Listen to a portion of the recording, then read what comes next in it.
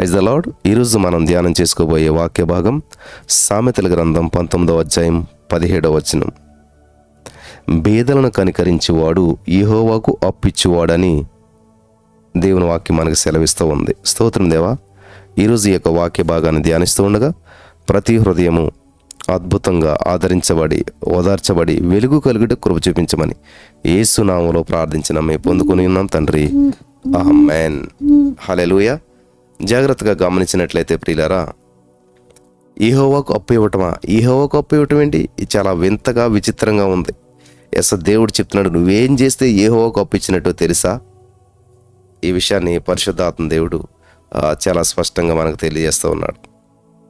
యెహోవాకు అప్పు ఇచ్చేటువంటి అవకాశాన్ని దేవుడు నీకు ఇస్తూ ఉన్నాడు. మరి అవకాశాన్ని మనం సద్వినియోగం చేసుకుందామా?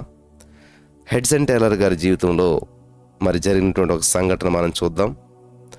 ఆయనే తన జీవితంలో జరిగిన సంఘటన ఈ విధంగా వర్ణించాడు. ఆయన మాటల్లోనే మనం విందాం. హెడ్సన్ టేలర్ గారు అంట, మరి ఒక రాత్రి సుమారు 10 గంటలకు నేను చేయవలసినటువంటి శివరారాధన ముగించుకున్న తర్వాత ఒక పేదవాడు తన భార్య కొరకు ప్రార్థన చేయుటకు తనతో రమ్మని నన్ను కోరారు అని చెప్పి హెడ్సన్ టేలర్ గారు అంటూ ఉన్నారు. ఒక పేదవాడు వచ్చారంట హెడ్సన్ టేలర్ గారి దగ్గరికి. అయ్యా, నా భార్య చావు బతుకులో ఉంది, దయచేసి ప్రార్థన చేయటకు రండి అని అంటే, ఆమె చనిపోయే స్థితిలో ఉన్నది. రమ్మని కోరితే అతని మాటలు బట్టి అర్థం చేసుకున్నది ఏంటంటే, అతను ఒక రోమన్ క్యాథలిక్ వాడని చెప్పి హెడ్సన్ టేలర్ గారికి అర్థమైందంట.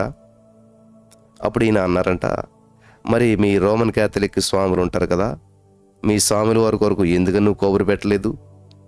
వాళ్ళు వచ్చి ప్రార్థన చేస్తారు కదా అని అంటే,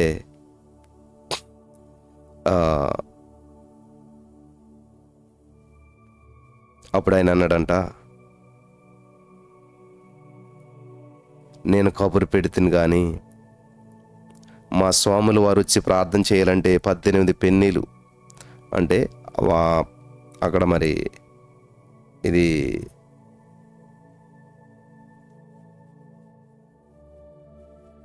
పెన్నీస్ అంటారన్నమాట, రూపీస్ని మనకి అక్కడ 18 పెన్నీలు అడిగారండి.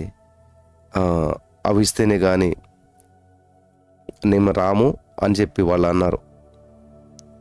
కానీ నా దగ్గర చూసినట్లయితే నా కుటుంబం అంతా పస్తుపడి చాలా రోజులైంది భోంచేసి, ఆ డబ్బు నా దగ్గర లేదు, అందుకని నేను చెల్లించలేకపోయినా, అందుకనే మా స్వాముల వారు రాలేదు అని చెప్పాడు. వెంటనే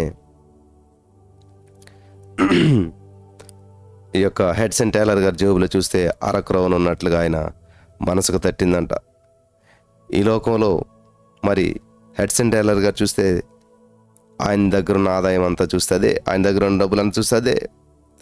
అంత మాత్రమే కాకుండా మరి ఈ హెడ్సన్ టేలర్ గారు ఒక సాధారణమైనటువంటి రాత్రి భోజనానికి మరి తినడానికి ఏముందంటే గెంజి మాత్రమే ఉన్నదంట. నెక్స్ట్ ఉదయానికి కావలసినంత మట్టుకు ఆహార వస్తువులు ఉన్నాయి, కానీ మరుసటి దినం మధ్యాహ్నానికి ఏమీ లేదంట. ఉదయానికి తింటానికి ఉంది, బ్రేక్ఫాస్ట్ చేయడానికి, కానీ మధ్యాహ్నానికి లేదంట. ఇట్లాంటి దీన పరిస్థితుల్లో హెడ్సన్ టేలర్ గారు ఉన్నారు. ఎలాగైతే హెడ్సన్ టేలర్ గారు ఆ వ్యక్తి మాటను కాదనిలేక వెళ్తూ ఉన్నాడు.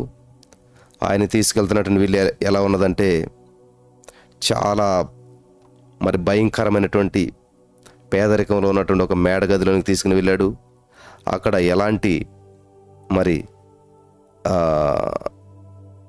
దుస్థితి నెలకొని ఉన్నదంటే, ఎటువంటి భయంకరమైన పరిస్థితి అక్కడ ఉందంటే అది చెప్పడానికి వీలు కానట్టుగా ఉందంట.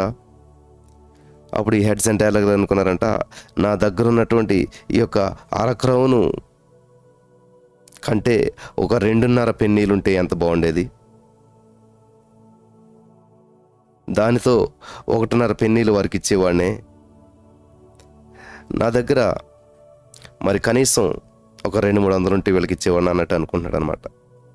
నా దగ్గర ఉన్నదంతా వీళ్ళకి ఇచ్చేసి వీళ్ళ భయంకరమైన పరిస్థితి నుంచి కొంచెం బయటపడటానికి నేను సహాయపడేవాడినే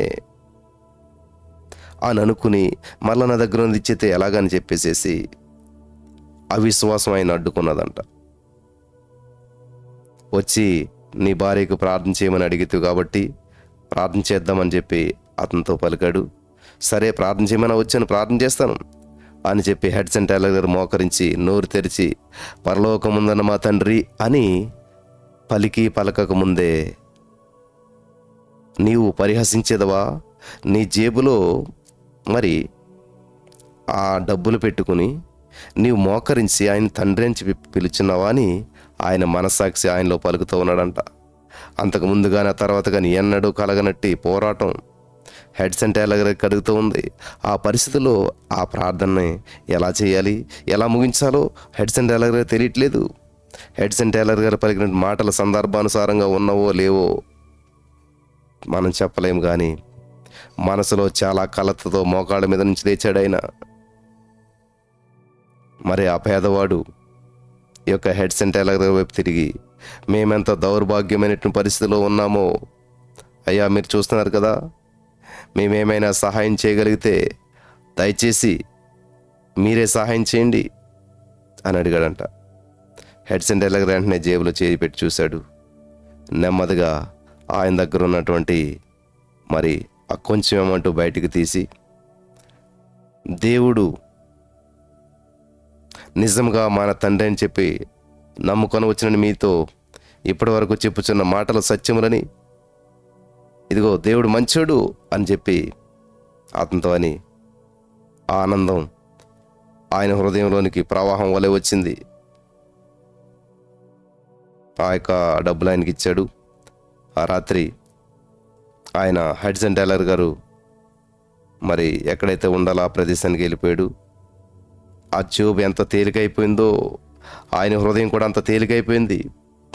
ఆ రాత్రి నిద్రపోకముందు పాత్రలో ఉన్నటువంటి మజ్జిగ అంతా కూడా త్రాగాడు. ఆ యొక్క రాజభోజనం కంటే మహారుచిగా అనిపించింది కేవలం మజ్జిగ మాత్రమే తాగాడు. ఆయన పక్కన మరి పడుకునే పడక పక్కన మోకరించి సామెతల 19:17 బేదలను కనికరించి వాడు యెహోవాకు అప్పిచ్చువాడు అని చెప్పి తిని కదా అని ఆయన ప్రార్థించాడు. నా అప్పు తీర్చుటకు ఎక్కువ కాలం ఆలస్యం చేయవద్దని చెప్పి ప్రభుని అడిగాడంట. ప్రభువా, బేదలను కనికరించి వాడు యెహోవాకు అప్పిస్తాడని నువ్వు సెలవిచ్చావు, మరి నేను నీకు అప్పిచ్చాను. దేవా, దయచేసి నా అప్పు తీర్చడానికి ఎక్కువ టైం తీసుకోవద్దు, తొందరగా నా అప్పు తీర్చేసేయి అని చెప్పి హెడ్సన్ టైలర్ గారు ప్రార్థన చేశాడంట. దేవుడితో చెప్పాడంట, ప్రభా, ఇదిగో బేదలను కనికరించాను, మరి నీకు అప్పు ఇచ్చాను, నేను నా అప్పు తొందరగా తీర్చేయే, ఆలస్యం చేయొద్దే అని చెప్పి అడిగాడంట. ఎక్కువ కాలం ఆలస్యం చేసామంటే రేపు మధ్యాహ్నం నాకు భోజనం ఉండదు మరి అని చెప్పి లోపల అంటే హృదయంలో వెలపల సమాధానంతో ఆ రాత్రి మంచి విశ్రాంతి తీసుకున్నారంట హెడ్సన్ టైలర్ గారు. నెక్స్ట్ డే మార్నింగ్ ఉదయం టిఫిన్ చేస్తూ ఉన్నాడంట. ఇంకా టిఫిన్ చేస్తే ఇంకా ఆయన దగ్గర ఏమీ లేదు. ఎవరో వచ్చి తలుపు తట్టారంట. ఆ తలుపు తెరిస్తే పోస్ట్ కనపడ్డదంట. ఆ ఇంటి యజమానురాలు ఎవరైతే ఉందో, గృహ యజమానురాలు, ఒక ఉత్తరాన్ని తీసుకొని వచ్చింది. ఆ ఉత్తరాన్ని చూశాడు. ఆ ఉత్తరం వైపు చూశాడు హెడ్సన్ టైలర్ గారు. అదంతా చీవ్రాత గుర్తుపట్టలేకపోయాడైనా. అది ఎవరో కొత్తవారు రాసిందో తెలీదు, ఎవరు రాశారో తెలియలేదు, గుర్తు తెలియదు. పోస్ట్ వారు వేసిన ముద్ర చెదిరిపోయింది. అది ఎక్కడి నుంచి వచ్చిందో కూడా చెప్పలేము. అప్పుడు హెడ్సన్ టైలర్ గారు ఆ యొక్క కవర్ తెరిచి చూశారు. దానిలో ఏమీ కూడా మ్యాటర్ లేదు, రాయబడలేదు. కానీ ఒట్టి కాగితం మడిచి దానిలో పెట్టబడి ఉన్నది. వెంటనే హెడ్సన్ టైలర్ గారు దాన్ని తెరిచారు. తెరిచిన వెంటనే హెడ్సన్ టైలర్ గారికి ఆశ్చర్యం కలిగించినట్లుగా అందులో ఆ పోస్ట్ కార్డులోంచి 1/2 పౌను నాణ్యం కింద పడ్డదంట. 12 గంటల్లో ఆయన పెట్టుబడి పెట్టిన దానికి 4 రెట్లు దేవుడు హల్లెలూయా ఇచ్చేసాడంట. 4 రెట్లు ఇచ్చాడు. అంటే ఫర్ ఎగ్జాంపుల్ వాళ్ళకు ఒక 500 ఇచ్చి ఉంటాడు అనుకోండి. ఈయన 2,000 రూపాయలు అందులోంచి పడ్డదంట. హల్లెలూయా, దేవునికి స్తోత్రం కలుగును గాక. వెంటనైనా యేసయ్యా దేవానికి స్తోత్రం కలుగును గాక, థ్యాంక్ యూ జీసస్ అని చెప్పి గట్టిగా పలికాడంట. అది మంచి పెట్టుబడి. హల్ అనేటువంటి పట్టణంలో ఉన్నటువంటి వర్తకులంతా పెద్ద రాబడికి తమ డబ్బును పెట్టుబడి పెట్టినట్లయితే వారెంత సంతోషించేవారో. ఎన్నడూ దివాలా తీనటువంటి బ్యాంకులో ఆయన డబ్బును దాచుకొనవాలని చెప్పి అప్పటికప్పుడే తీర్మానం చేసుకున్నాడు. ఈ తీర్మాన విషయం మరి ఎన్నడూ కూడా విచారపడనక్కర్లేదు. బీదలను కనుకరించేవాడు యెహోవాకు అప్పిచ్చువాడు అని చెప్పి వెంటనే ప్రభా నేను నా దగ్గర ఉన్నటువంటి జస్ట్ ఒక 500 రూపాయలు మాత్రం అక్కడ విత్తితే ఇదిగో దానికి ఎన్నో రెట్లు మళ్ళా నువ్వు తిరిగి ఇచ్చేసావా అని చెప్పి ఎంతో ఆశ్చర్యంతో, అది ఎక్కడి నుంచి వచ్చిందో అడ్రస్ చూస్తే లేదు, పోనీ ఎవరు రాస్తారో అందులో మ్యాటర్ చూస్తే లేదు, కానీ కేవలం అమౌంట్ మాత్రమే అందులో ఉండటం చాలా ఆశ్చర్యమైనటువంటి కార్యంగా ఆయన ఆశ్చర్యపోయాడు. హల్లెలూయా. ఈరోజు నీ మాటలు విన్న ప్రియులారా, దేవుడు నీ జీవితం ఇటువంటి అద్భుతం చేయడాన్ని నువ్వు అనుకుంటున్నావా? ఇటువంటి అద్భుతాలు అనేకం నీ కొరకు దాచించాడు. నమ్మిన వారు స్వతంత్రించుకుందరుగాక. ఆమేన్.